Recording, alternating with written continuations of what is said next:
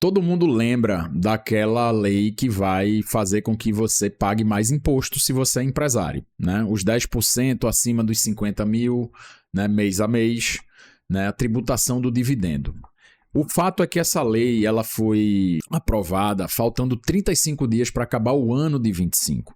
Isso gerou uma enorme pressão sobre as empresas e os empresários, né? Como a lei tomaria efeito prático em 35 dias, o prazo foi muito curto e aí as pessoas começaram a debater as opções sem ter muito preparo. Tá certo? E aí você teve necessidade de tomar decisões extremamente complexas em prazos extremamente curtos, tá? E isso aí fez com que o empresário fizesse retiradas das empresas, aqueles que tinham o balanço para isso, né? Que tinham o balanço e tinham o caixa para isso. Outros fizeram a ata societária de forma legal, conforme preconiza a lei, né? Para proteger esse lucro a ser distribuído entre o ano de 26 e 28, sem que haja necessidade de se tributar. E muita gente correu para fazer a famosa holding, né, de participações e vai distribuir esse dividendo para esta holding. Né? Só que muitas vezes essa holding feita de forma assodada, apressada, não reflete a visão sucessória ou a configuração familiar do indivíduo empresário.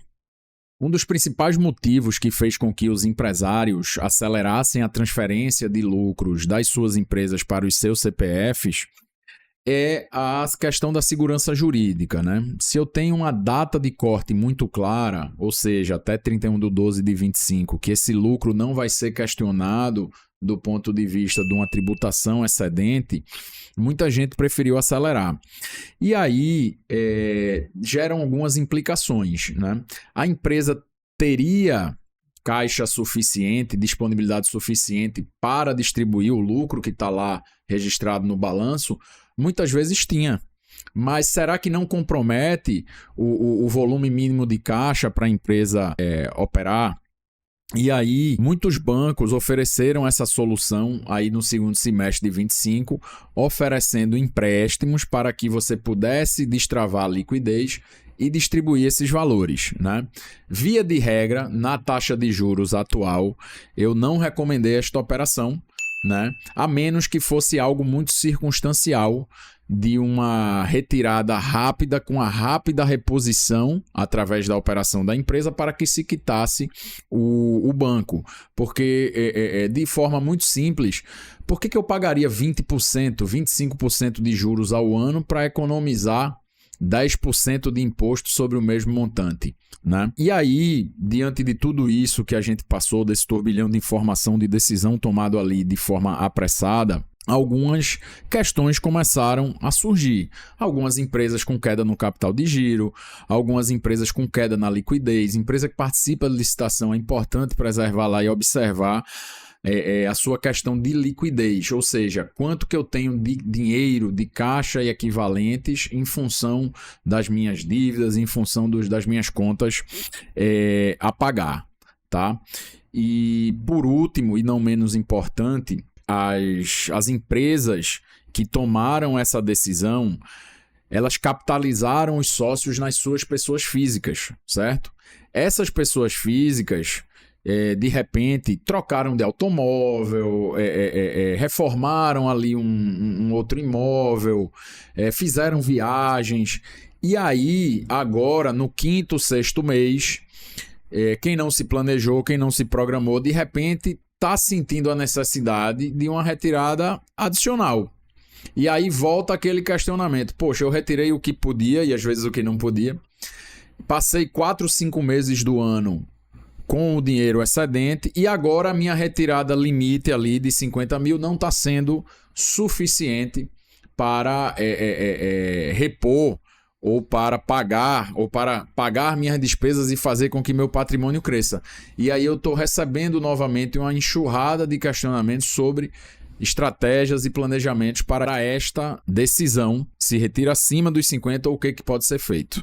E aí, dependendo do padrão de vida do empresário, né, aquele que precisa retirar mais e não está disposto ou está buscando uma alternativa de planejamento, lá atrás, muita gente pensou na questão das holdings de participações para que a empresa operacional pagasse para a holding aqui em cima recebesse e distribuísse para os membros das famílias.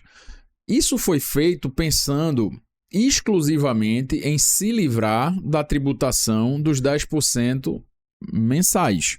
Mas ninguém entendeu que isso pode ter gerado estruturas artificiais, né? Eu peguei um caso aqui de um casal em que eles eram casados no absoluto regime da separação total de bens, só que aqui em cima, na holding, cada um tem 50% para receber da operacional do marido e distribuir aqui para os dois 50%. Então, você tem um acordo de casamento que ele é desfeito aqui em cima.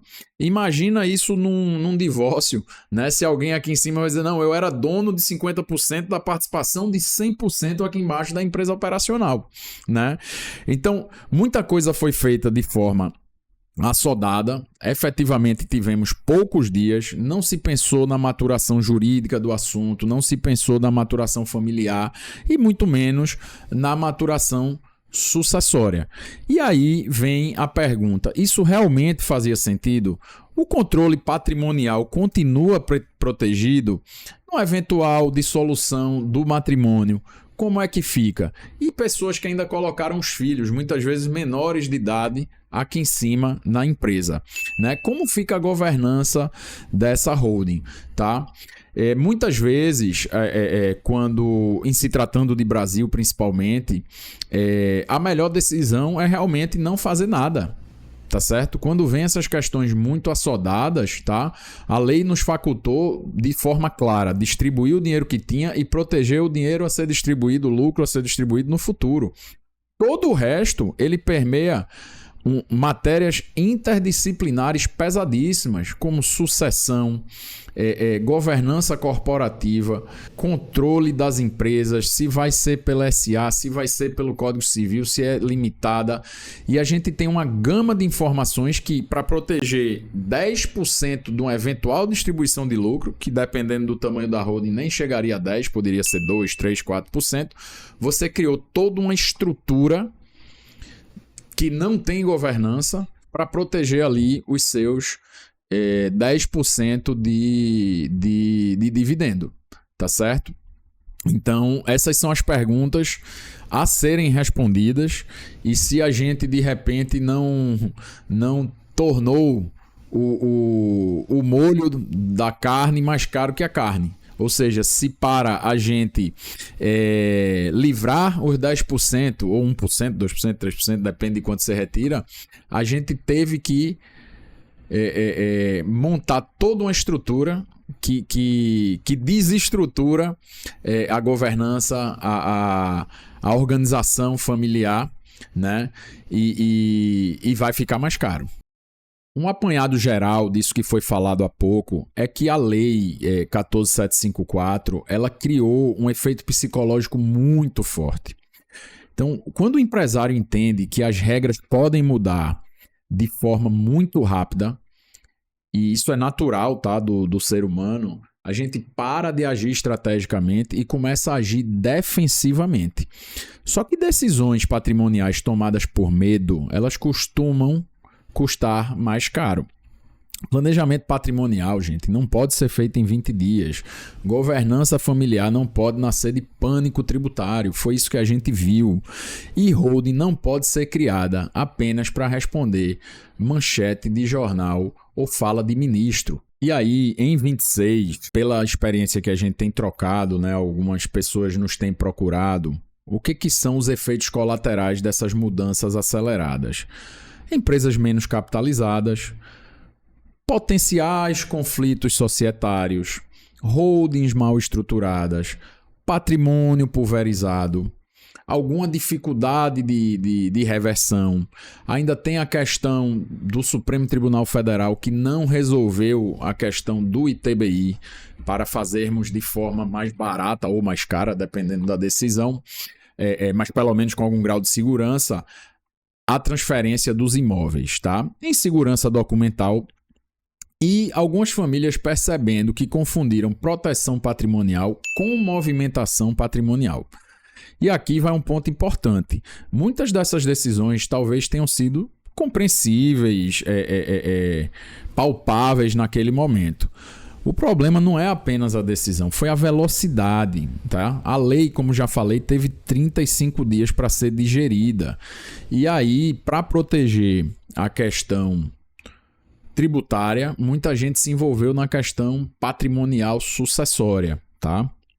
O grande aprendizado de tudo isso para mim, e eu tenho passado isso para os clientes, é que o planejamento patrimonial sério, ele não pode nascer do susto fiscal.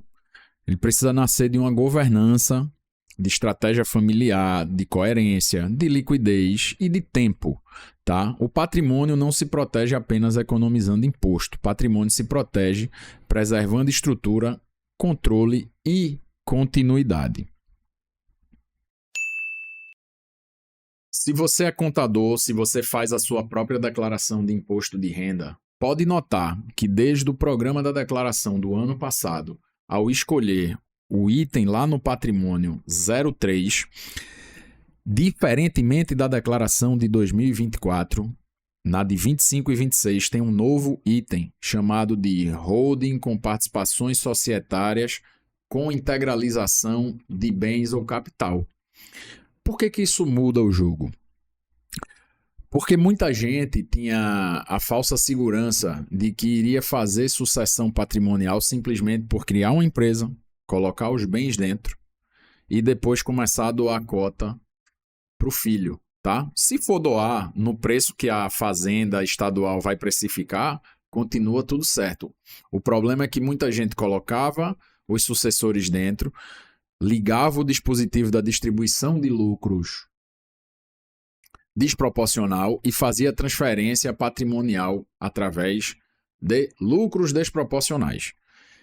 Entendo eu que este código, que está aí no subitem, ele vai servir justamente para este cruzamento, para evitar que sucessões patrimoniais se deem através de distribuição de lucro, tá?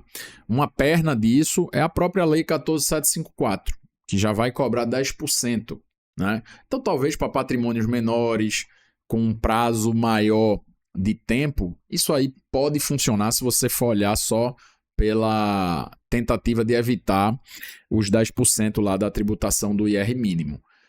Agora, se for para fazer transferência patrimonial usando o dispositivo da distribuição de lucro, mesmo que você queira pagar os 10%, né? Você vai ficar com o flanco aberto aqui do outro lado de estar fazendo transferência patrimonial via lucro, né? Essa estratégia era muito utilizada até um tempo atrás. E aí a pergunta óbvia que deriva é: poxa, para patrimônios maiores, já que eu vou pagar 10%, será que não vale a pena eu efetivamente doar o dinheiro e pagar 8% de CD ainda no ano de 26?